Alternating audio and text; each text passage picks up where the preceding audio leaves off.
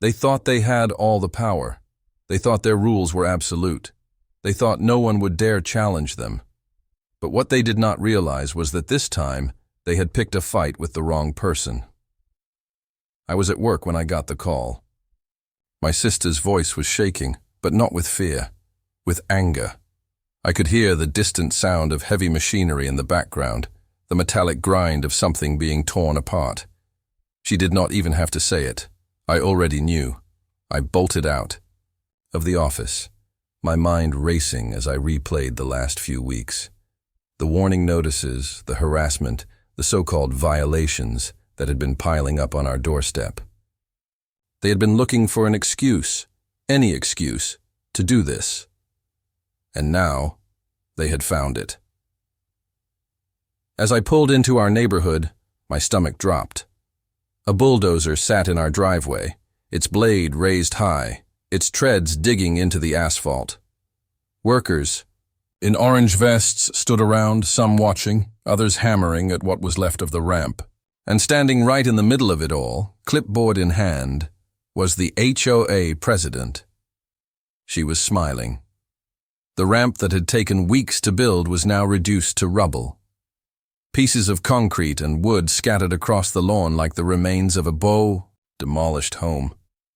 My sister sat in her wheelchair at the edge of the driveway, gripping the arms so tightly that her knuckles were white. I stepped out of my car, my heart pounding. I could feel the eyes of the neighbors on me, some peeking from behind their curtains, others watching from a safe distance. I knew exactly what they were thinking. What was I going to do next? I took a slow breath, forcing myself to stay calm. Losing control would not help. But as I looked at the rubble where my sister's wheelchair ramp had once been, my hands clenched into fists. The nerve, the absolute audacity of it. The HOA president, Karen Thompson, flipped through the papers on her clipboard as if she had just completed a routine inspection, not torn apart something vital to my sister's daily life. She barely acknowledged me as I walked up, her perfectly manicured nails tapping against the edges of the document she held. "Oh, good, you are here," she said, not even looking up. "I was hoping to discuss this in person." I stared at her, waiting for an explanation, an ounce of remorse, a single sign that she understood the gravity of what she had just done. Instead, she smiled, a cold, professional expression that made my skin crawl. This structure was in violation of HOA regulations, unapproved modifications to exterior property, Section 5, Paragraph 2, she said smoothly, as if she had rehearsed it. I forced myself to keep my voice steady. We submitted paperwork. We got city approval. We followed every guideline. Karen finally met my eyes, her smile not faltering for even a second. City approval does not override HOA regulations. This ramp was an eyesore. It lowered property values. We gave you multiple warnings, and as per HOA policy, the board voted for removal.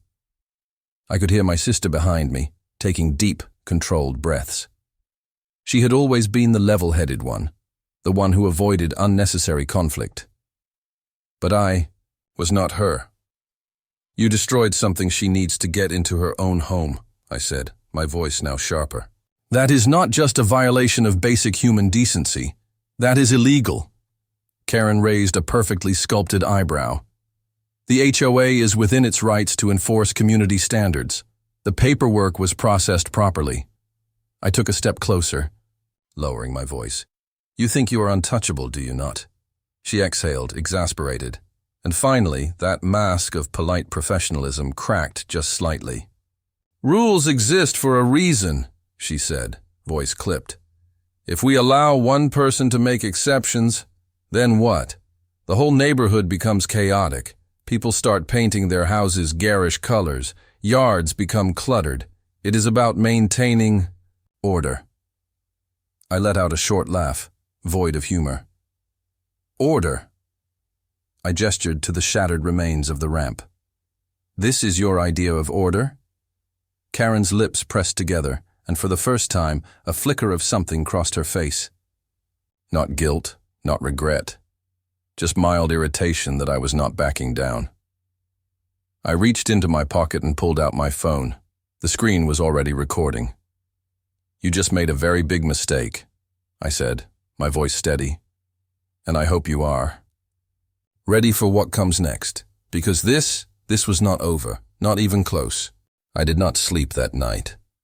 Every time I closed my eyes, I saw the wreckage of my sister's ramp, heard the crunch of the bulldozer's treads grinding into the driveway, saw Karen's smug expression as she rattled off HOA bylaws like they were scripture. The next morning I sat at the kitchen table, staring at the folder of paperwork Sarah and I had meticulously put together when we first built the ramp. The city permits were in order.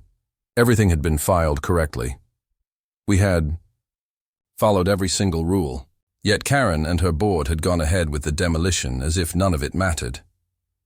Sarah wheeled into the room, a cup of coffee balanced on her lap. She looked exhausted, but she gave me a small, tired smile. "You have that look," she said, sipping her drink. "What look?" "The one you get when you are about to make someone regret their life choices." I exhaled, shaking my head. "They are going to wish they never touched that ramp." Sarah sighed, setting her coffee down. "I do not want this to turn into a war," she said. "There has to be a way to handle this without burning down the whole neighborhood." "They already declared war," I shot back. "They have been harassing you for months. The fines, the warning notices, the inspections. This was never about a ramp, Sarah. This was about control." She ran a hand through her hair, looking out the window toward where the remains of the ramp still lay in a pile. "You are right," she admitted quietly.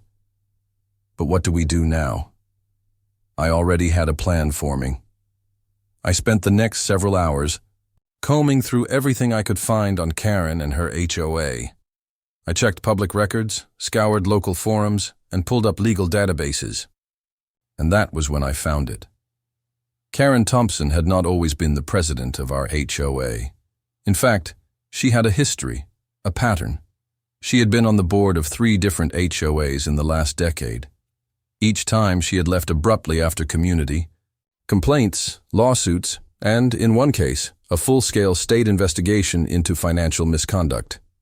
I forwarded everything I found to Sarah's legal team, making sure every detail was verified. Then, as the sun set, I did something I knew Karen would not expect. I knocked on a few doors. Mr. Rodriguez, our elderly neighbor, answered his with a cautious glance. "Something wrong?" "Not just for us," I said, holding up my phone. "I think it is time we talk about what Karen has been doing to everyone here." At first, people were hesitant. Nobody wanted to be the one to speak out. But then Mr. Chen from across the street told me how Karen had forced him to remove his medical garden because it was unsightly. The Wilson family had been fined for having their Christmas lights up 3 days too long. The Bakers had been threatened for installing sensory-friendly playground equipment for their autistic son. It was a pattern, a calculated, targeted harassment campaign against anyone who did not fit Karen's vision of neighborhood perfection. By Hugh. The time I finished speaking with half the block, the quiet frustration that had lingered in the community for months had turned into something else. Anger. The next day, the neighborhood Facebook group exploded. People were posting their HOA fines, sharing their experiences and exposing Karen's tactics. Someone even uploaded security footage of her snooping around their property at night. Karen tried to control the narrative, posting long-winded responses about community standards and preserving property values. But it was too late. My neighborhood was no longer afraid. Then came the first real sign that she was starting to panic. I was outside, cleaning up the remnants of the destroyed ramp, when a black SUV pulled up in front of my house. 2 men stepped out, both dressed in dark suits, their expressions unreadable. "Can I help you?" I asked, crossing my arms. One of them pulled out a leather-bound folder. "We are here on behalf of the HOA," he said smoothly, "to discuss your ongoing violations and the legal consequences of your actions." I did not flinch. "Is that right?" The second man smiled. but there was no warmth in it. "You have been encouraging hostility within the community, spreading misinformation. That is a direct violation of the HOA agreement you signed when you moved in." I let out a short laugh. "You mean I am exposing the corruption and abuse of power happening under Karen's leadership?" The first man's expression tightened. "You have been warned. Drop this, or legal action will be taken." I took my phone out of my pocket and hit the record button. "Say that again?" The second man's fake smile faded. "Excuse me?" "I want it on record," I said, "that you just threatened legal action because I spoke to my neighbors about the illegal demolition of my sister's wheelchair ramp." The first man grabbed the folder out of my hands and stepped back. "You will be hearing from us soon," he muttered, before they both turned and got back into their SUV.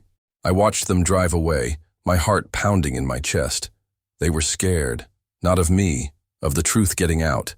That was when I knew Karen was not just running an overzealous HOA, she was covering something up, and I was going to find out exactly what. Sarah always told me that the best way to bring someone down was not with anger, but with proof. Solid, undeniable proof. And after the way those two HOA enforcers had shown up at my doorstep, trying to intimidate me into silence, I knew I had to start digging deeper.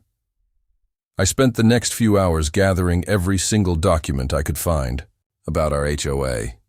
Meeting minutes, budget reports, property regulations, anything that had Karen Thompson's name attached to it. But something felt off. There were gaps, missing records where there should have been reports. The numbers did not quite add up. Sarah rolled up next to me at the dining table, glancing at the mess of paperwork spread across the surface. "You have that look again," she said, sipping her coffee. I tapped one of the HOA financial reports. "Look at this. According to this document, the HOA has spent over $20,000 on community improvements in the last 6 months. But there is nothing to show for it. No new parks, no renovations, nothing." Sarah frowned. "So where did the money go?" I leaned back in my chair. That is what I am trying to figure out. It did not take long to find the first major red flag. I ran a search on the contractor who was supposedly responsible for the community improvements listed in the HOA budget. The company name sounded official, Mitchell Property Services. But when I pulled up their registration details, I nearly dropped my phone. The business was registered under Karen's maiden name. I showed Sarah the screen, and she let out a low whistle. "She has been funneling HOA money into her own fake company." I nodded. "And I bet she has been fining people more aggressively to make up for it." It made sense. The ridiculous citations, the sudden increase in penalties, the way she had targeted homeowners who were too busy or vulnerable to fight back. She had been using the HOA as her personal piggy bank, and anyone who got in her way was treated like a problem that needed to be silenced. I sent everything I found to Sarah's legal team. They responded almost immediately, confirming that not only was Karen's company a conflict of interest, but if the money had been taken without board approval, she could be facing serious legal consequences. That was when I decided to take things a step further. I needed to know just how deep this corruption went. I reached out to a few of the former HOA board members, the ones who had mysteriously resigned over the last 2 years. Most of them ignored my calls. But one, Margaret Lewis, agreed to meet me at a local coffee shop. When I arrived, she was already sitting at a corner table, nervously stirring a cup of tea. She looked around before leaning in. "I should not even be talking to you," she said. I placed my phone on the table, not to record, just to let her know I was listening. "I just need to understand what is going on." Margaret sighed, rubbing her temples. "Karen runs this HOA like it is her personal empire. When I first joined the board, I thought I would actually be helping the community. But the moment I started questioning where the money was going, I started getting threats." I frowned. "Threats?" She nodded. "Anonymous letters in my mailbox, emails warning me to stay out of it. Even my car was vandalized once." My stomach tightened. And nobody reported it? Margaret let out a bitter laugh. Who was I going to report it to? The HOA? Karen practically controlled the board. The police said there was no evidence linking the threats to her directly. So I resigned and moved on. I leaned forward. You still have any of those emails? Anything that might help prove what she has been doing? Margaret hesitated, then reached into her purse, pulling out a thick envelope. I kept everything, she said. I knew one day someone else would come along and try to stop her. I just could not do it alone. I took the envelope, feeling the weight of it in my hands. This was it. This was the proof I needed. When I got home, I spread everything out across the table. The emails were worse than I expected. Some were direct threats, warning Margaret to keep her mouth shut. Others were falsified complaints against her, attempts to make it look like she had violated HOA rules so Karen could push her out.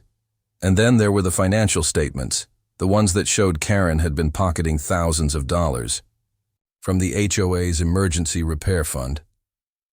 Sarah read through the documents in silence, her jaw tightening. This is enough to bury her, she said finally. But we need to do this the right way. I nodded. No mistakes. We make sure every piece of evidence is solid before we take this public. That night, I sent everything to the State Housing Commission, the county legal department, and a few trusted journalists. The next morning, my phone exploded with messages. The news had broken. Karen had no idea what was coming. Karen had no idea what was about to hit her. By the time I arrived at the emergency HOA meeting, the community center was packed. I had never seen so many neighbors in one place before. People who had avoided eye contact with each other for years were now standing together, whispering in hushed voices. They knew something was coming. They just did not know how bad it was going to be. Karen sat at the front of the room, perfectly composed, clipboard in hand, her usual air of control wrapped around her like armor. She tapped her pen against the table, barely glancing at the murmuring crowd. But I saw it, the slight stiffness in her shoulders, the way she kept shifting in her seat. She was nervous. The meeting started like every other HOA gathering. Karen cleared her throat, flipping through her notes. "Good evening, everyone," she said smoothly. "Before we begin, I want to remind all of you that this is a meeting for official HOA matters. Any unrelated concerns should be addressed through proper channels." The room was silent. Then Sarah wheeled forward, her expression calm, but her presence undeniable. "Actually, Karen," she said, her voice carrying through the room, "I think everyone here would like to discuss a very specific concern." Karen barely spared her a glance. "If this is about your ramp—" "It is about more than the ramp," Sarah cut in. "It is about you." A ripple of unease spread through the crowd. I stepped forward, holding up a thick file of documents. "This is a complete financial report of the HOA's spending over the last 3 years, I said. "I had a forensic accountant go through everything, and what we found was interesting." Karen's smile faltered. "You have no authority to audit HOA finances." "No," I agreed, "but the State Housing Commission does." At that moment, the doors swung open, and 2 men in suits entered, followed by a local news crew. Gasps rippled through the crowd as the reporters set up their cameras. Karen shot up from her seat. "This is a violation of HOA. This is a public meeting," Sarah said, raising her voice over Karen's protests. "And the public deserves to know the truth." I handed the first document to Mr. Jenkins, a longtime resident and former HOA supporter. He adjusted his glasses, reading over the numbers. His face darkened as he scanned the page. This says thousands of dollars were spent on community improvements," he murmured. "But there are no records of any projects being completed." "Because they were never completed," I said. "Because the company the HOA hired for these so-called improvements, it does not exist," It was a front, registered under Karen's maiden name. A wave of murmurs spread through the crowd, growing louder. Karen slammed her clipboard onto the table. "This is absurd. You are all taking the word of a few disgruntled homeowners over me. I have worked tirelessly for this community. I have upheld our standards. I have stolen from your neighbors," Sarah interrupted, holding up another document. "Lied to them, threatened them, and illegally demolished private property." Karen's face went pale. That was when the first person stood up, Mr. Chen. He held up a letter, one of the countless fines Karen had issued. "You fined me for my medical garden," he said. "Told me it was an eyesore. Said it violated aesthetic standards. But what about your own backyard? The one you had remodeled using HOA funds?" Then Mrs. Rodriguez stood. "You forced my husband to remove his wheelchair ramp while he was recovering from surgery." More voices joined in. "You fined my son for his basketball hoop. You threatened me with legal action for putting up Christmas lights. You made us pay for pool repairs that never happened." Karen's head snapped back and forth, her expression turning wild as the accusations hit her from every angle. "I followed the rules," she shouted, her voice cracking. "This is slander. None of you have any real evidence." Sarah smiled. "Oh, but we do." I reached into my bag, pulling out a thick envelope. "This," I said, "is a full complaint filed with the State Housing Authority. It includes evidence of fraudulent spending, misuse of HOA funds, and illegal citations against residents." "And this," Sarah added, pulling out her phone, "is a live news broadcast covering the story." Karen turned to the cameras, her face twisted in fury. "You cannot do this." But nobody was listening anymore. The HOA board members started gathering their things, some slipping toward the exits, others sinking into their chairs as they realized what was happening. Karen lunged for the microphone. "I will fight this." "I have lawyers. I have nothing," Sarah said simply, and that was when the state officials stepped forward. "Mrs. Thompson," one of them said, pulling out a badge, "we are going to need you to come with us for questioning." The entire room fell silent. Karen's mouth opened, then closed, and for the first time since she had taken over the HOA, she had no power left. As the officers escorted her out, the neighborhood sat in stunned silence. Then, one by one, people began clapping. Sarah turned to the crowd. "This is what happens when people stand together," she said. "When they refuse to be bullied. The HOA should serve the community, not control it." And just like that, Karen was gone. But the fight? It was only the beginning. The neighborhood was different the next morning. For the first time in years, people were outside, not hiding behind drawn curtains or avoiding eye contact in their driveways. They were talking, laughing, sharing stories. It was like a weight had been lifted from the entire community. Karen's house sat in eerie silence. The blinds were drawn, the lawn untouched, the once pristine walkway now littered with the remnants of torn-up HOA notices. The woman who had ruled this neighborhood with an iron grip was gone. Sarah and I stood at the edge of our driveway, looking at what remained of the ramp. It was nothing but broken concrete and twisted metal, but it no longer felt like a symbol of control. It was proof of what we had fought for. A car pulled up and Mr. Jenkins stepped out holding a thick binder under his arm. He had been one of Karen's most loyal supporters, a firm believer in community standards and HOA policies. But today, his eyes held something else: regret. "We want to make this right," he said, looking directly at Sarah. "We are forming a new HOA board, one that actually listens to the people who live here. And if you are willing, we would like you to be a part of it." Sarah raised an eyebrow. "You want me on the HOA board?" Jenkins nodded. "You fought for this. Neighborhood harder than anyone. We need that." Sarah exchanged a glance with me, then smiled. "On one condition," she said. "The first motion passed by the new HOA is an official vote to approve accessibility modifications without board interference." Jenkins chuckled. "I think we can manage that." By noon, half the neighborhood had shown up to help rebuild the ramp. People brought supplies, tools, even lunch. The same neighbors who had once been afraid to stand up to Karen were now working side by side, proving that a community is more than just houses lined up in perfect rows. The news cameras returned, this time not to report on a scandal, but on a victory. Later that evening, as I stood on our porch, I noticed something strange. Karen's house. A single moving truck sat in her driveway, boxes stacked on the lawn. She was leaving. Sarah wheeled up beside me, watching in silence. "You think she will try this again somewhere else?" I sighed. "Probably, but this time, her name is out there. People know what she is capable of. She will not be able to hide behind HOA bylaws again." Sarah smiled, nodding toward the street. "And this neighborhood? It is stronger now. She did not break it."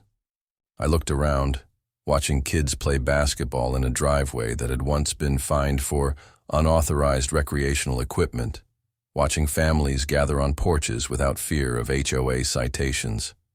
No, she had not broken this neighborhood. She had only made it stronger. This story is not just about one corrupt HOA president. It is about power, who holds it, how it is used, and what happens when people refuse to back down. Have you ever dealt with an HOA that overstepped its boundaries? Have you seen homeowners unfairly targeted for ridiculous violations? Do you think HOA boards should be held legally accountable when they abuse their power? Drop your thoughts in the comments. I read every single one.